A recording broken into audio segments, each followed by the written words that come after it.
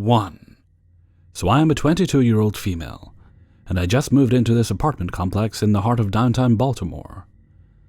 Tonight was my second night living here, and I went to do the laundry that was on the lower level of the complex, kind of like the basement, and decided to use the gym that was also on the lower level while I wait for my clothes to get washed. So I'm in the gym working out, and it's a small room with not much equipment. I was the only one in there, and I see this guy in the hallway outside looking at me.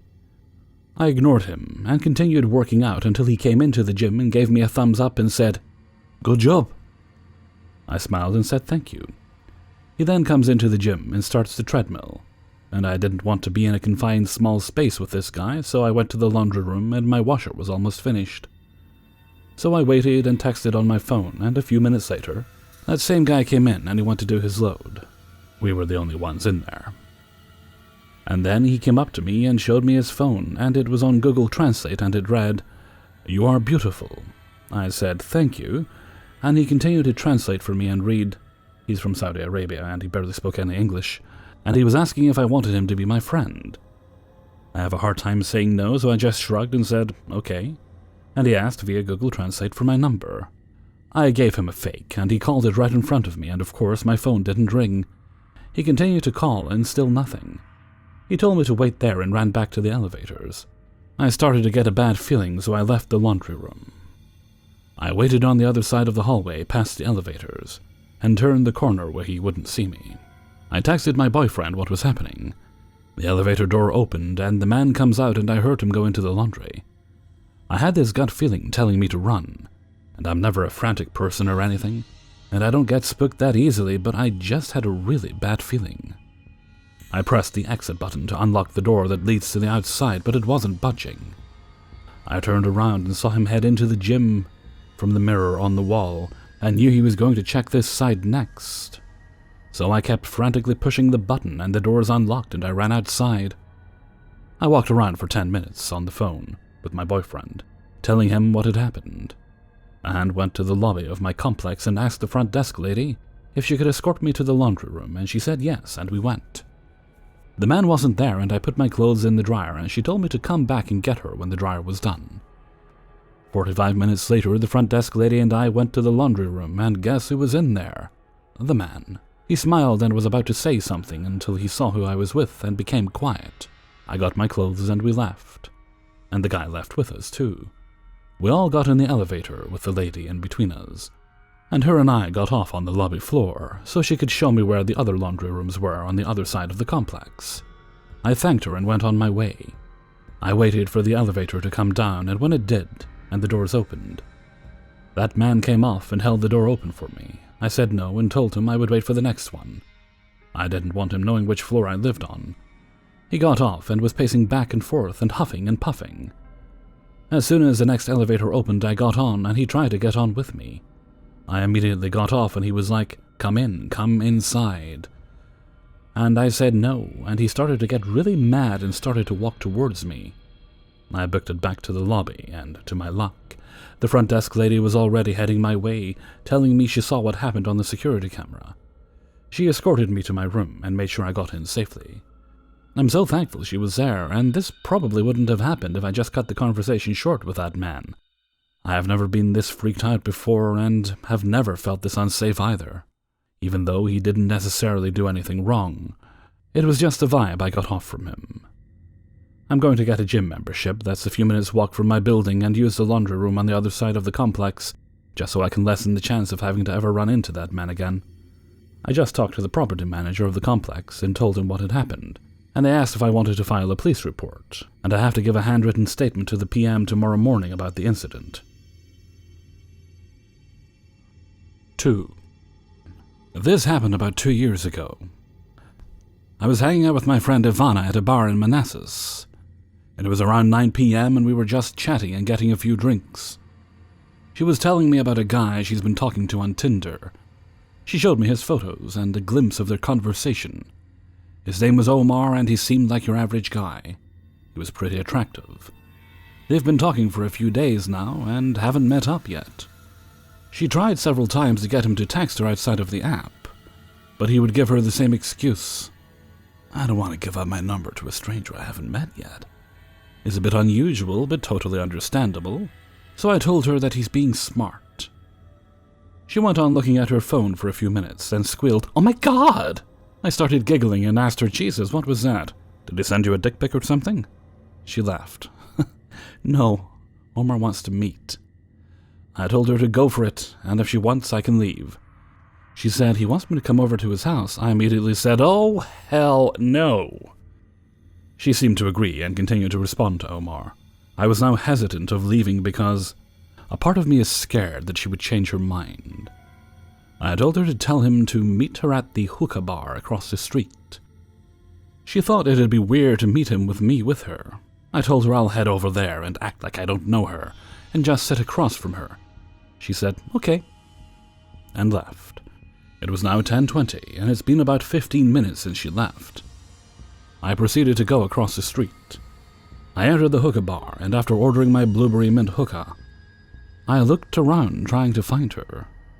I saw her sitting at the table closest to the door across from Omar.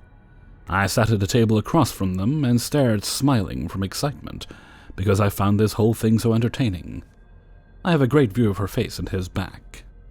Ivana seemed to be happy and laughing while talking to him. She was really cute.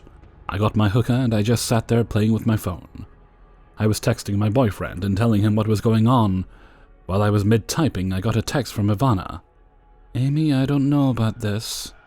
I looked up and saw her face. She seemed pretty uncomfortable. Being the nosy-ass friend that I was, I asked, "What's wrong?" She answered, "He keeps asking me to come with him." I smirked and responded, "Ooh, he's trying to get some." She wasn't looking at her phone for a couple of minutes, and I saw her stand up. She smiled at him and headed towards the bathroom. She called me. "Amy, I need to fucking leave now." The smile disappeared from my face, and I started to worry. She seemed genuinely scared. Well, what's going on? He asked me like 10 times to come over, and when I kept saying no, he laughed and said, "They'll make me kidnap you." He's probably joking, but I don't know. He's probably joking, but that's still creepy. "Amy, what do I do?" I was about to answer when I saw Omar get up and walk towards the bathroom. I thought he was just going to the men's room, but that's when shit got weird. He stopped right outside the ladies' room and put his ear to it. "Ivana, don't say anything else. He's right outside your door." At this point, I knew something is definitely wrong with this guy and we need to get the hell out of here. He took his ear off the door and sat back down at the table. I reassured her that things were going to be okay because I was here and that we'll leave soon. Ivana came out of the bathroom shortly after and sat down in her seat. After a couple more minutes of forced awkward conversation between them, it was time to leave. I saw them get up and pay and walk out the door. I got up to pay, then left. I walked by both of them standing at the front door and just went straight to my car. I just watched them from my car, making sure she's okay. I couldn't hear anything, but from what I could tell, she seemed to be fake smiling, and I think trying to leave. She pulled out her phone, and I saw him snatch it. He held it in the air, laughing as she was trying to grab it back. He then started to walk backward toward a blue car I assumed was his. She wasn't smiling anymore, and her face was clearly upset. I rolled down my window to listen, since now there were only a couple cars in front of me. "Stop playing around, give me back my phone." "Get in the car, Ivana." "What? Fuck no, give me back my phone." "Get in the car, now." I can see her crying now, and all I could think was this has gone far enough. I jumped out of my car and called my boyfriend. I walked straight to them, and with my boyfriend on speakerphone, I yelled at him. "Give her her fucking phone and get the fuck out of here." He seemed startled and asked me who I was. Ivana was shaken up at this point, but all I could feel was rage. "I'm her friend, and I've been here the whole time. My boyfriend is on his way. If you don't give her her phone back and leave before he gets here, then I swear you're going to be fucked." He handed her her phone back and started laughing. "I was just joking around. Jesus." He got in his car and left. I finally calmed Ivana down and let her spend the night at my place. We thought about calling the police, but we saw that he deleted his Tinder. I was upset that my dumbass didn't bother to get his license. I'm not even sure if Omar was his real name. She told me that she paid for the hookah, so we didn't even have his credit card info. I've learned a lot of things from scary situations in my life. This taught me that unless you know someone very well, Always meet in public, and it never hurts to have a friend close by. 3. I grew up on Ohio in the 70s, and me and my childhood friend Joe were outside all the time we could manage it. Joe lived on a farm that bordered a pretty big forest, and my parents would drop me off in the morning, and we'd stay in the woods all weekend. We'd only come out for school. We loved pretending we were frontiersmen. We'd build shelters, traps, practice making fire with sticks, the whole 9 yards. When we got to be in high school, we got this notion to pull a Stand By Me. This was based on the movie of the same name that had just come out. The idea was that we'd walk the railroad tracks out in the country, but instead of looking for a dead body, we'd find cool bridges to fish from, and camp a little ways off the tracks. Of course, we knew this was dangerous and we'd likely be trespassing, but we were kids. We had a lot of fun. We did find beautiful rivers, we discovered bridges no one went to, we fished, we hid from trains. At night we camped in the woods just near the tracks and made small hidden fires. Nothing bad ever happened. It was idyllic. In fact, it was so fun we did it multiple times. Never had a problem. After high school, me and Joe went our own ways. We both left home, but always stayed in touch, and we always tried to coordinate visits so we'd see each other occasionally. Well, one summer in the mid-90s, it worked out that we were both in town for about a week. We do stuff with the family in the day, and at night, we'd either catch drinks at a bar or sit outside Joe's house around a fire and talk about the old days. One night, me and Joe got to talking about our Stand By Me trips. Well, nostalgia and beer are a hell of a mix.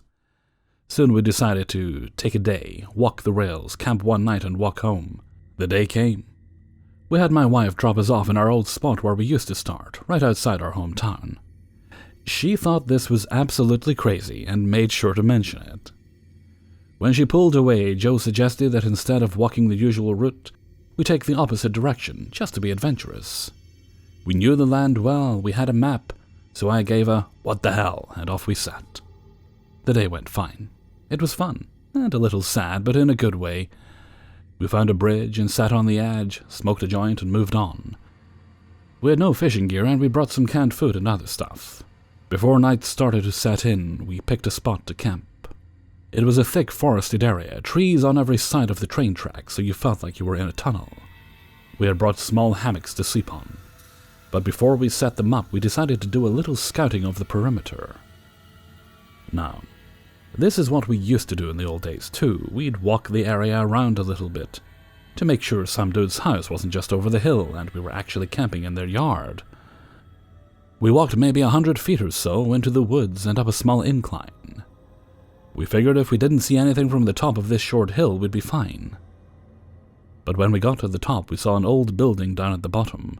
About 100 yards into the woods, it was barely visible. We pondered over what to do. We both assumed it was a sugar shack or something, because there didn't appear to be a clear road into it. From where we were, there didn't look to be anyone in it either. All was quiet. No movement could be seen, no lights. We decided to walk a little closer just to make sure. We came down the hill very slowly, and as we neared the building, we saw it wasn't a sugar shack at all. It was an old church. It looked like it had been abandoned for years. It was a squat, sagging building, whose wooden planks were almost black from years of moss and rot. A cross still stood on top of the place, also weathered black. None of the windows had glass, and there were no doors, just open doorways. We got close enough to see inside, and there were rows of pews, and a built-upon section in front for a preacher to stand. We didn't go all the way in. We didn't want to. Beyond all that, there was no sign of anyone else, no footprints, no paths, no roads. It was an abandoned church. We left immediately and went back up the hill to our spot we had picked to camp.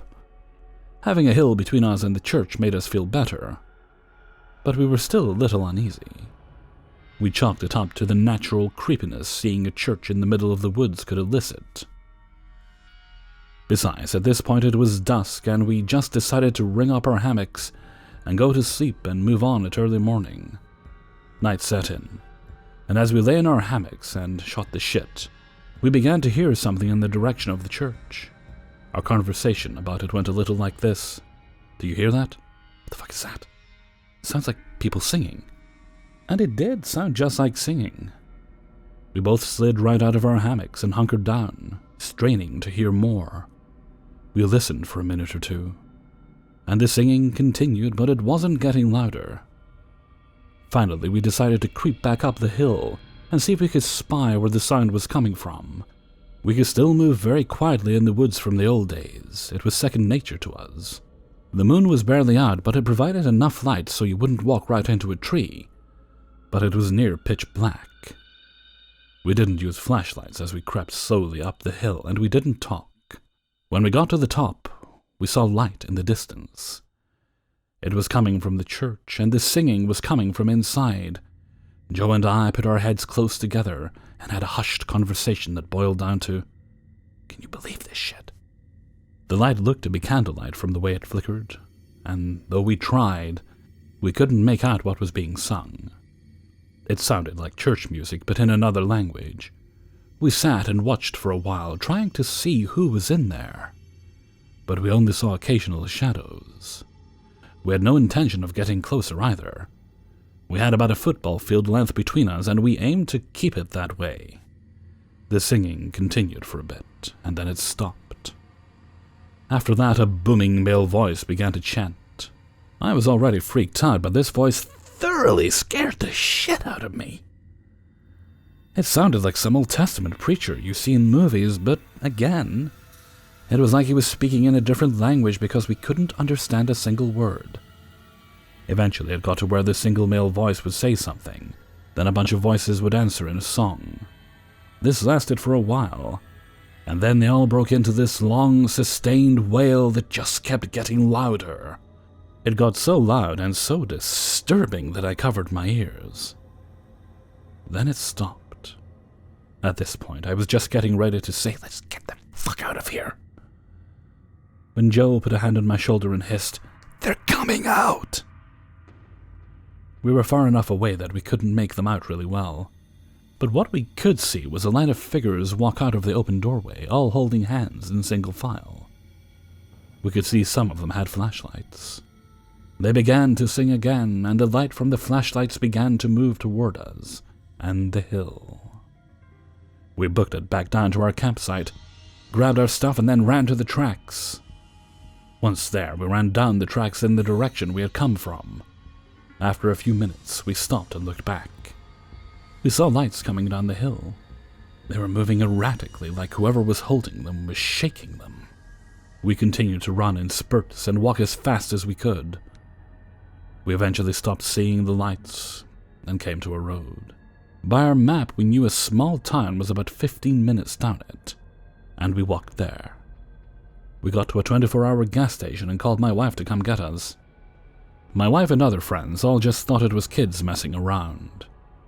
But I heard those voices, and they sure as hell didn't sound like kids to me. Not sure who those people were, but it was definitely the creepiest thing that happened to me out in the woods. Hey everybody, Hellfreezer here, and thank you very much for listening to 3 True Scary Stories, episode 480.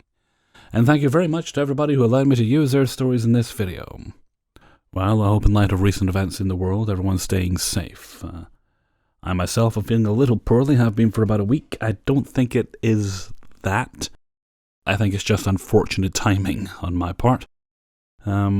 But I'm doing the responsible thing, and I'm keeping myself locked up indoors anyway, for another week at least. I expect I'll be getting the shakes in a couple of days because I'm on my last energy drink. Dark times indeed. Thankfully, however, I am well stocked on food and such. I accidentally, because I don't really believe in stockpiling and panic buying, but I did accidentally stockpile soup a few weeks back.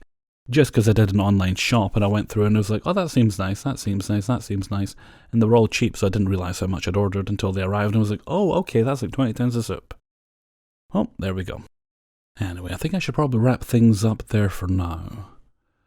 So as I was saying, I hope everyone's safe. Wash your hands and all that, and don't be a prick about buying toilet paper. Yep. I was going to go, wasn't I?